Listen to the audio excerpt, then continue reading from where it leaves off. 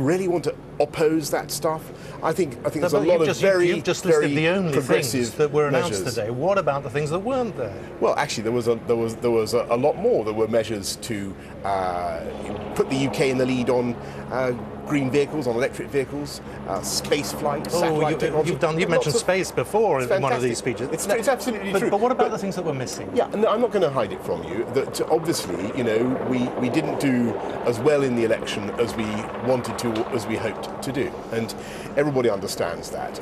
But the fact is that we're 56 seats ahead of the nearest party, that's Labour. So we have a duty to go on. Theresa May has a duty, which she takes very seriously, to go on and to try to deliver the priorities of the people. And those are getting a great Brexit deal, all the opportunities for global free trade and all the rest of it, plus taking forward the economic proposals that we need to strengthen this country's position. And say nothing of the counter-terrorism measures that were announced as well. So those are the three planks. She's looking ahead. Does she need to look around and look what's going on behind her back? What's going on? I knew, of course, people will want to talk about this sort of stuff, but genuinely, there's 2 points. First of all, there's no appetite whatever in the governing party, in the Conservative Party, for anything like that. We want just to get on with You have not got a team together just looking at the possible... Secondly, there is no appetite in the Tory party at large, or indeed in the country. And it's the country that really matters.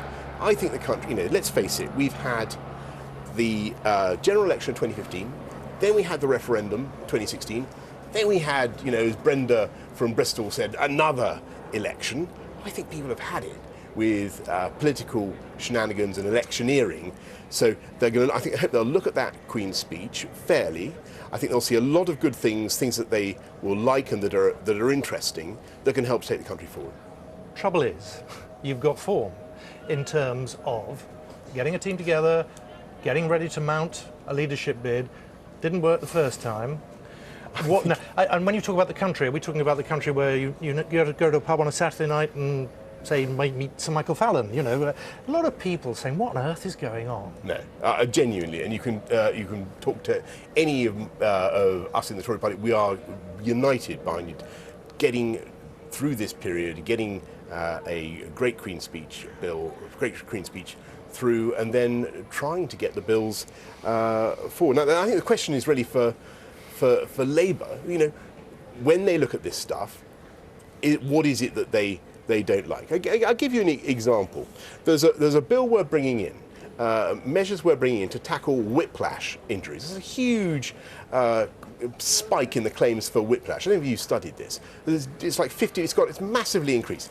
I don't know whether you've had to try to get car insurance for your kids, okay? But it is unbelievably expensive. And the reason it's unbelievably expensive, this might actually be interesting for our viewers, unlike a lot of this, but the reason it's unbelievably expensive nice. is because there are all these bogus claims for whiplash. Please, can I finish? This affects a minuscule number of people. What, people who get motor car insurance? What about? What about are you saying that there's a minuscule number of people who are affected by motor car insurance? People out there are not losing sleep over their car insurance. They are losing sleep. They're paying a lot of money for it. They're losing sleep because the dementia tax, issues over social care, issues over housing, all the things that you will have come across as you were in your election mode. Absolutely. People in front of you were saying, actually, austerity is an issue. On housing, let's see what Labour actually says about our plans to cap deposits for tenants, to make sure that letting agents do not continue to charge unnecessary fees running into hundreds of pounds. Now, that is a progressive measure. It will help people with the costs of rental accommodation. It's the right thing to do for the country. The challenge for Labour is, will they back it? Will they back the huge housing programme that Sajid Javid is going to bring forward to build 500,000, a million new homes between now and 2020, and then another 500,000 thereafter? Are they on for that? Are they really on for it? If so, they should get behind this Queen's speech. Would you like to be Prime Minister? I very much want Theresa May to get on with the job and to be supported in her work. And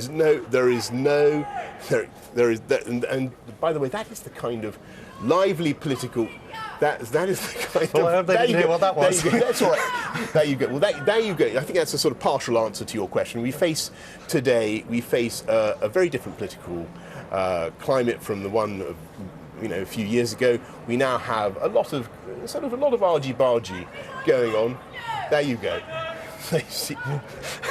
I got one supporter there, but you've got, if I may say so, you've got a lot of people who I think are being egged on, whipped up by Momentum, Corbynista activists of one kind or another to take a very direct approach. And I do, I think it's great in some ways, but I think that the abuse and the name calling and all that sort of, I can soak it up. I love it.